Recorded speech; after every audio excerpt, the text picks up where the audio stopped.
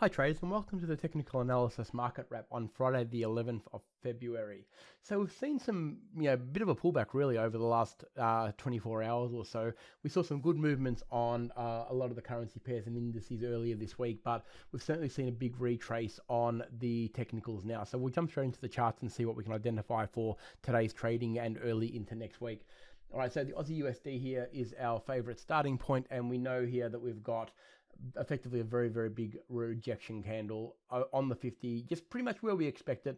Although we saw a really, really big move, it did break through the 50 moving average here. We got the lightning bolt that we were looking for, but yeah, as we were well aware, we have got resistance right in front of it. And when you've got that sort of resistance, you've got to be very, very mindful that the candle has to actually close above it prior to getting involved in actually that run that you're looking for. So as you can see, this has been a really, really big move up. It basically got to the 72 sort of 45-ish area, but a very, very big pullback. That's a pretty serious pullback, really. You're talking about 50 or 60 pips. And if the candle ends up closing there, which is likely to underneath the 50, it certainly takes away a lot of the momentum and speed out of what was going to be a very easy run up to the 72.90. I can't stress enough that you must let the candles close. I mean, if you had have seen this candle several hours ago, you would have seen a big, big green long candle thinking, wow, this is going to the moon.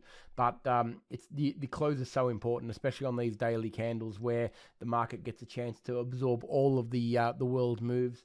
And as you can see here, it's had a very, very big pullback, which actually puts it in a very awkward position for next week because it's showing a very, very big sign of weakness. You can see the wicks like this are quite rare, especially as a reversal. And when they do happen, it generally doesn't bode well for the next few days of trading. As you can see here, the last one we saw was actually at this point here, which is nearly the same point. The 50 moving average again pulled it in on the daily. And as you can see, after that, it was basically a week and a half sustained selling. So very bearish sign in terms of the short-term movement for the Aussie. It can be a very, very different candle, like I say, when it doesn't get that rejection. But because it did, and it's pulled itself underneath the 50, we would be looking for shorting opportunities now. We go down to the smaller time frames, of course, to try and isolate those. As you can see, the 4 hour doesn't tell us a lot because it really happened in the last 4 hours. But the 1 hour is a sustained sell-off of about 6 candles in a row. What you want to be doing now is just effectively waiting for it. We've still got a support zone at this level here. As you can see, the 71.40 level is still a pretty strong support zone. We need to break that before we start looking for serious shorts, okay? So realistically, keep an eye on what's happening with it.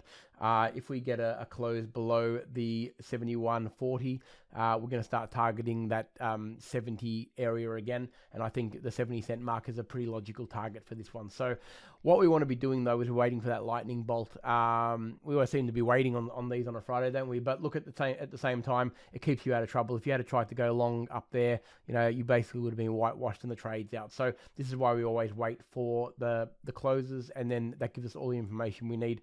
This particular candle is telling us a lot about the momentum of the Aussie, and we're going to play on that. Failing that, the only thing that would convince us otherwise is now it's got a lot of work to do to go long. It's got to basically close above this level. I wouldn't even consider taking this long until this level here is broken now with a solid candle. And the problem with that, of course, is that we've got a very small range up until the 72.90, which is the next serious resistance point. So it makes it a difficult trade on the long side to really pick up that momentum. But the short side is a little bit different. So you can play both ways, but one is certainly better than the other.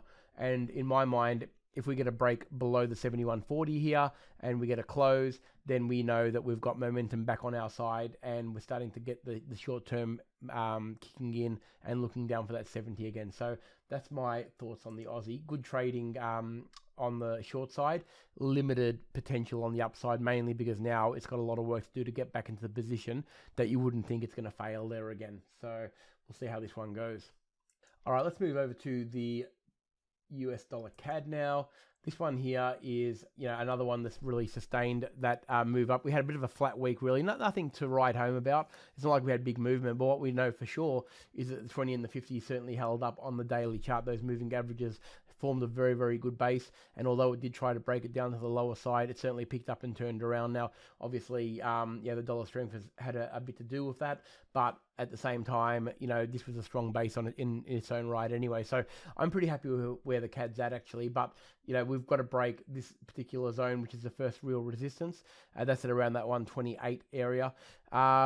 you know, you got to go to a smaller time frame to see if you can identify a reasonable move up. That sort of pattern is hard to trade because we've had a good sell-off and a big reversal without any clear-cut pattern to pull back to. So it does make it quite a difficult trade. The only, if you're already in this off the base, you've certainly got a good opportunity and you couldn't have stayed in, and then you'd be looking for here. The only, you've got about 60 or 70 pips to the next resistance. So the only thing I would be doing here is potentially looking for a bit of a pullback. I wouldn't mind seeing a bit of a pullback back to this level here, which is around that sort of low 127s, maybe a 15-20 pip pullback. Give the MAs a chance to reset on the smaller time frames as well, and then look for a bit of a lightning bolt on the smaller time frame up. So you can go down to a 15. So yeah, we've got one big move. It's just been relentless, and that's difficult just to jump into. But if we get a pullback down to around that 127, the 20 moving average will catch up, and that'll give us a good reload zone to actually get into what looks like a move up to the 128. I think that's the positive move, 128 to 128.50 at its stretch. But I think the easy trade will be a pullback down to the 20 and then off to the previous highs here, as you can see, at around that 128. All right, so bit of a scalp on this one. You can see all of that resistance right through there. So on the short side, nothing's going to make me go short on this until we get a daily close below these moving averages. I've been saying that for a week and a half, and that's certainly not about to change now. We get a daily close below these moving averages, then we start targeting this area down here to around that 125.30, but nothing short of that will make that happen. So we want to be looking for that particular sign, but the upside looks more likely at this stage. All right, US dollar yen. This one is finally reached that high. We knew we had strength, like we were obviously going on the lightning bolt move. Once we broke past this level here, it was going to always test this higher level. It's already done that now. So I know a lot of people got into this trade. I got the email saying that they showed me their entries, which actually got us off 3 of them that saw the mini lightning bolts, which is awesome. So it shows that people are really taking on board what we're seeing here on these Friday wraps. Good trading, and obviously you've hit your target now. It's not that it can't go higher. I mean, it certainly can. But realistically, that's the first real zone that you're going to take. Once it hits that level there, you know that you've got resistance right in front of you. So realistically, though, if it pulls back a bit, and even if it comes back down to this level here, this would be the ideal pullback zone around that 115.50, so about 60 pips from here. If it pulls back to there and starts to show a little bit of strength on the smaller time frames again, I'd be inclined to go long again to the previous high, and then maybe that might be the one that breaks. I could certainly see it breaking. It's not like it's going to hold it forever. But when you're only scalping, that's going to be your first target, right? It's the easy money. It's the place where it's most likely to turn around, and it's certainly the most important pressure point before it actually either turns around or breaks through. So I don't really like to leave money on the table when something's at risk, and that's the at-risk point. So I know everyone's out now, or everyone should be out of this trade. But if you want a re-entry, look for the pullback down to the roll reversal zone, which is right here at around that 115.50. If we get that, then we can look for potential reversals. The short side is a tough one on this one. You've got an obvious target of 114 if it does roll over from this point here, and you'd have to go to the smaller time frames to actually make that happen. You go to the, basically the 1 hour is probably sufficient here. Look for a change of trend, roll reversal at the roll reversal zone. Lightning bolt on the way down, lower highs, lower lows, and then we can start looking at shorting down to the 114. But that's not the preferred trade because it looks like the momentum at the moment is with the long. And although the MACD is starting to fade power-wise, that's more of a consequence of a bit of a sideways movement right throughout this period since August of last year, really. Like we haven't seen really big explosive range, and the moving averages have been converging on each other. So that's why our MACD is dropping. So, we know we're at an important zone. So realistically, just play what the price action says, and we should be all good with that one. All right, dollar index. Dollar index is doing its job. It's holding up at the level that we want it to. Big, doji candle here. You can see, it was looking really ugly there for a while, but it's pulled up to about the middle of the trading range. Pulling up underneath the 50 though, to me it's still stuck in this little range. Obviously the 50 and the 95.25 area are holding it and really binding it to not actually get a result.